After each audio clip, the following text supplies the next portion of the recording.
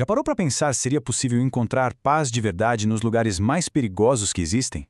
Parece uma ideia meio maluca, não é? Bom, hoje a gente vai mergulhar numa promessa antiga, uma promessa radical, que fala exatamente sobre isso.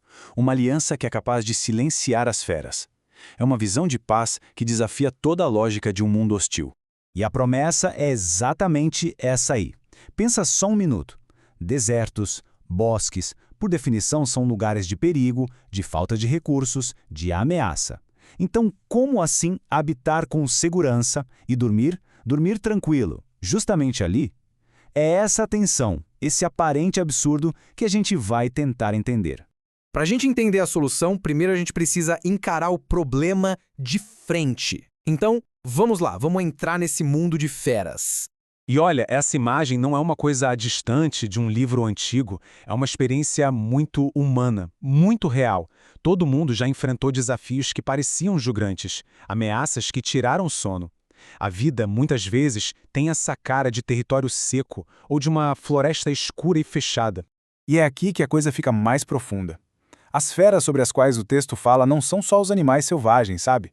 A ideia é de algo que devora a alma. São aqueles medos que paralisam a gente, as culpas que ficam acusando, as opressões que sufocam, e as violências, tanto as que a gente vê quanto aquelas invisíveis, que nos assombram.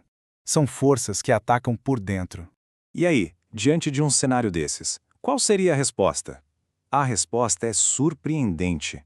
Não é uma estratégia de defesa, é uma promessa divina, a aliança de paz.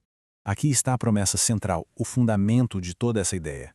E presta atenção, isso não é uma sugestão de paz, não é um quem sabe um dia. É uma declaração, uma ação divina que promete interferir na realidade de um jeito decisivo. Mas o que quer dizer aliança nesse contexto? Isso aqui é crucial. Não estamos falando de um contrato negociado, sabe? Entre duas partes com o mesmo poder. Não. Uma aliança bíblica, como essa, é uma promessa feita de cima para baixo. É um grande rei que, por conta própria, promete algo a uma parte inferior. Em outras palavras, é um pacto que depende inteiramente da fidelidade e da autoridade de quem promete. E a paz prometida? A palavra original em hebraico é shalom, e shalom é muito, mas muito mais do que só ausência de guerra. É a ordem sendo restaurada, a comunhão sendo refeita, é a vida inteira voltando para o lugar. Basicamente, é o mundo voltando ao seu eixo, porque o pastor voltou para o seu rebanho. Certo, mas como essa aliança funciona na prática? Como é que ela traz essa paz tão completa? A gente vai ver agora que o segredo está na presença que transforma tudo. Aqui está o ponto central de tudo. A promessa não é que o cenário vai mudar do nada. Repara só nessa comparação. O deserto ainda é um deserto, mas com a presença de Deus, ele deixa de ser só um lugar de escassez para se tornar um lugar de formação. O bosque não deixa de ser um bosque, mas passa de um lugar de ameaça para um lugar de cuidado escondido.